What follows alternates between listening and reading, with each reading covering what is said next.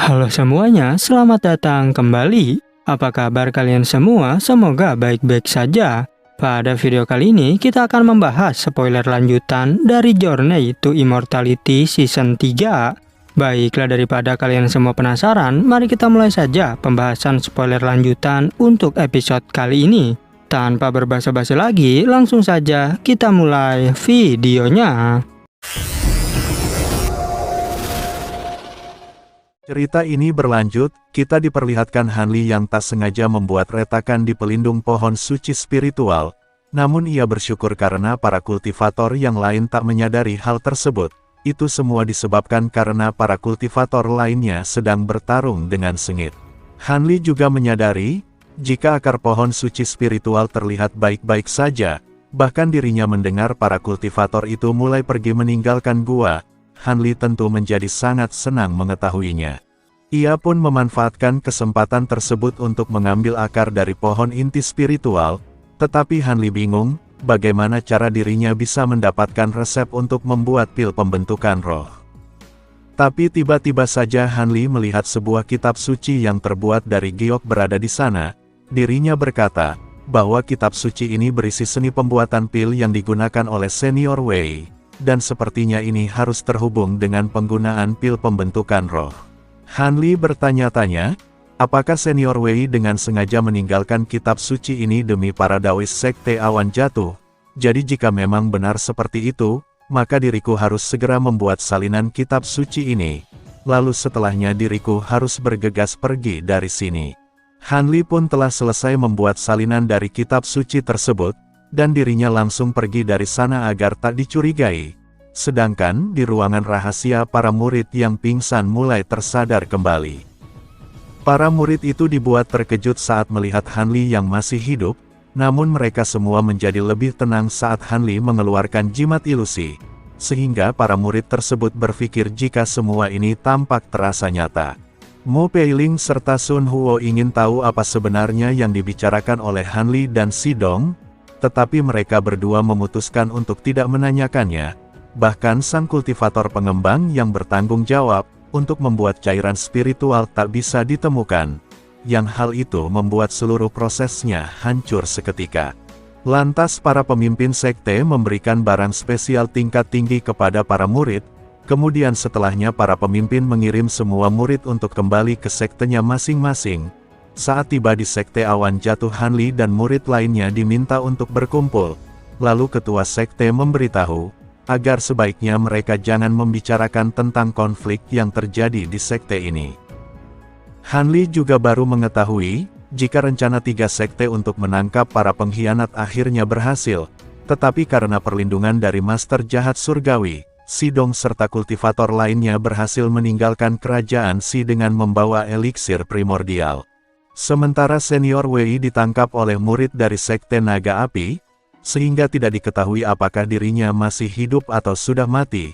Sedangkan Daois Bai telah tewas di suatu tempat, dan kultivator Nasken Sol dari Sekte Awan Jatuh telah diserang, sehingga mengalami luka yang cukup parah.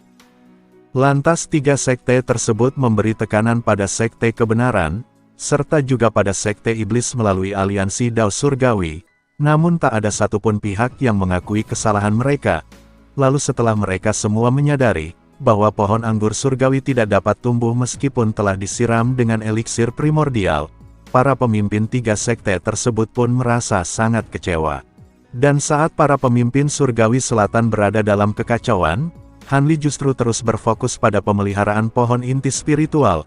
Tak hanya itu saja, Hanli juga merawat pohon ginseng Jiuku Lingsen dengan baik. Lantas mengenai kebun obat, Hanli menyerahkannya pada Silvermoon untuk sementara waktu. Tingkat kultivasi Silvermoon juga telah berkembang dengan pesat. Mo Peiling bahkan merasa bingung karena Hanli hanya berdiam diri di kebun obat. Pada akhirnya Hanli berhasil menghadapi semua rintangan dengan teknik revolusinya. Dirinya juga mulai berkultivasi dalam kesendirian, dan dalam sekejap mata 20 tahun pun telah berlalu. Terlihat Hanli yang telah selesai membuat pil ginseng Jiuku Lingsen, tetapi Hanli bergumam, jika kali ini aku tak berhasil, maka diriku tak memiliki bahan-bahan spiritual untuk membuat pil lagi. Kemudian Hanli berpamitan pada Silver Moon untuk berkultivasi ke daerah ekstrim selatan, lalu setelah 1 bulan Hanli pun telah kembali. Ia memerintahkan Silver Moon agar menjaga pintu masuk kebun obat, serta jangan biarkan siapapun mengganggu diriku. Silver Moon menyadari jika fisik dan kekuatan Hanli sedang mencapai puncaknya, sedangkan di luar kebun obat terlihat Mu Peiling yang merasa kesal pada keluarga senior Yan. Hal itu dikarenakan mereka semua selalu mendesak dirinya agar segera menikah dengan senior Yan. Namun dirinya tanpa sadar telah berada di depan kebun obat milik Hanli. Dirinya merasa bahwa meskipun Hanli hanya seorang murid yang berada di tahap ki kondensasi, tapi Hanli selalu terlihat sangat misterius. Bahkan seberapa keras pun diriku mencari tahu tentangnya, aku tetap tak bisa memecahkan teka-teki ini. Sehingga mungkin saja itu memanglah sudah menjadi sifat Hanli. Mu Peiling terkejut saat melihat cahaya roh yang memancar dari dalam kebun obat, bahkan ribuan kultivator yang berjarak cukup jauh dari tempat itu, menyadari pasti ada sesuatu yang terjadi. Sedangkan di puncak merah Sekte Awan Jatuh Senior Ciu bertanya pada Tetua Cheng, apakah Anda bisa merasakan aura tersebut? Tetua Cheng menjawab, tentu saja aku merasakannya. Sepertinya ada seseorang di dalam sekte kita yang baru saja mencapai Nasken Sol. Senior Ciu berkata, lalu apa yang harus kita lakukan sekarang? Tetua Cheng menjelaskan, bahwa sudah terlambat bagi kita untuk menghentikan orang tersebut, jadi lebih baik kita tak perlu melakukan apapun, karena pada tahap ini para kultivator bebas sangatlah kuat dan berbahaya. Saat cahaya itu memancar di atas langit Sekte Awan Jatuh, para kultivator dari ratusan tempat mulai berdatangan untuk menyaksikannya. Mereka semua terkejut saat melihat bola cahaya yang sangat besar berada di hadapan mereka. Para kultivator itu merasa jika aura kekuatan ini sangat luar biasa, sementara di dalam kebun obat Hanli telah berhasil mencapai tahap Nasken Sol. Silver Moon tentu saja segera mengucapkan selamat kepada Hanli. Tanpa diduga Hanli mendapat transmisi suara dari Tetua Cheng. Dirinya juga memberikan selamat pada Hanli atas pencapaiannya. Kemudian Tetua Cheng bertanya, apakah kau bisa mengizinkanku masuk agar kita bisa berbicara secara langsung?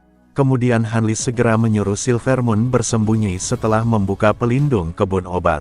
Senior Ciu menyadari jika penghalang di tempat ini sangatlah kuat. Tetua Cheng mengatakan, jika penghalang ini saja sangat luar biasa, sepertinya sekte kita akan mendapat sebuah kemuliaan yang besar.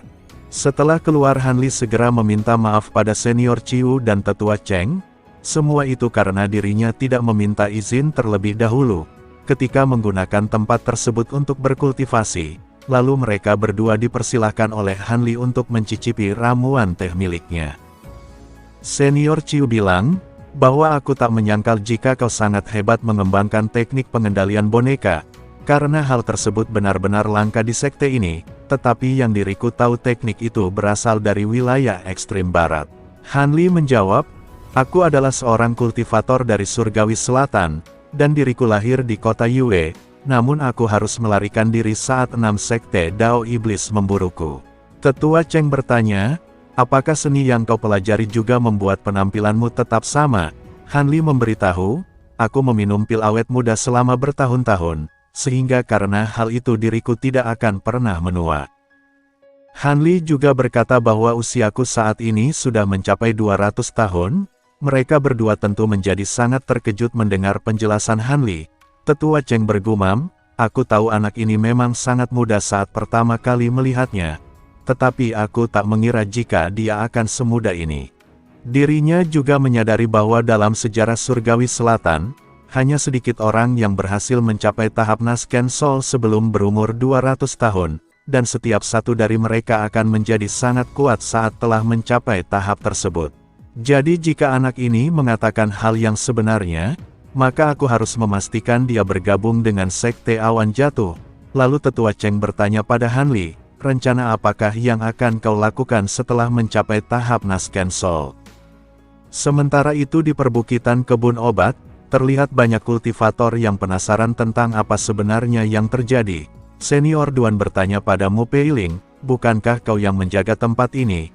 Tapi tak berselang lama datang Tetua Cheng dan Senior Ciu di hadapan mereka. Kemudian setelahnya senior Duan memberitahu bahwa ini adalah kabar baik, sebab junior Hanli telah setuju untuk bergabung dengan Sekte Awan Jatuh. Mu Peiling tak menyangka jika orang yang mencapai tahap Nasken Soul adalah Hanli. Sedangkan di dalam kebun obat Hanli bersyukur, karena ia berhasil melewati segala macam rintangan yang menghalanginya. Kemudian Hanli berkata pada Silvermoon, "Kau pasti tahu cara mengaktifkan False Sky Cauldron, karena diriku sangat penasaran tentang hal itu." Silvermoon menjelaskan, bahwa sebenarnya aku ingin memberitahumu tentang diriku dan mengenai harta kuno, yaitu bukan berarti aku bisa menolak pembatasan harta tertinggi tersebut, melainkan saat kau mengaktifkan api biru Dry Eyes, diriku segera memanfaatkan kesempatan tersebut.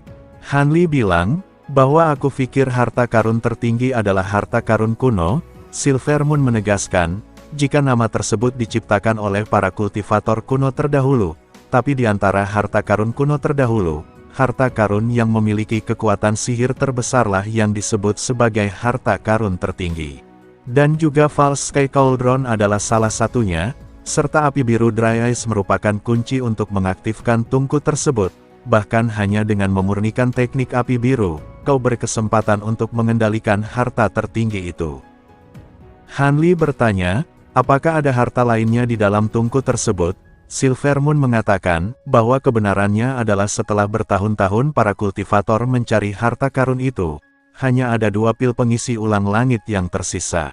Jadi dalam hal apapun menggunakan teknik cauldron sendiri adalah yang terbaik, dan sejauh yang aku ketahui ada 50 atau 60 harta kuno yang bisa disebut dengan harta utama, serta masing-masing dari mereka memiliki kekuatan luar biasa yang bisa mengubah dunia.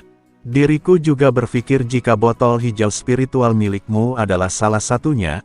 Hanli mengatakan, jadi menurutmu mendapat harta tertinggi saja tidak cukup? Silvermoon memberitahu, fakta bahwa harta tersebut mampu mempercepat pertumbuhan obat spiritual, membuatnya lebih hebat dibandingkan harta tertinggi manapun. Namun kekuatan harta tertinggi lainnya masih mengikuti hukum yang berlaku, tetapi botol hijau spiritual milikmu bisa menentang semua hukum itu, sehingga aku percaya jika seorang kultivator tingkat tinggilah yang dapat membuat botol hijau tersebut. Hanli berkata, jadi maksudmu botol milikku mungkin dibuat oleh seseorang yang abadi dari dunia roh? Silvermoon menjawab jika itu memanglah salah satu kemungkinannya. Hanli menjadi sedikit bingung dengan semua penjelasan yang dikatakan oleh Silvermoon. Dan pada akhirnya spoiler untuk episode 142 pun bersambung. Oke, cukup sekian, terima kasih untuk video kali ini, dan sampai jumpa di video berikutnya.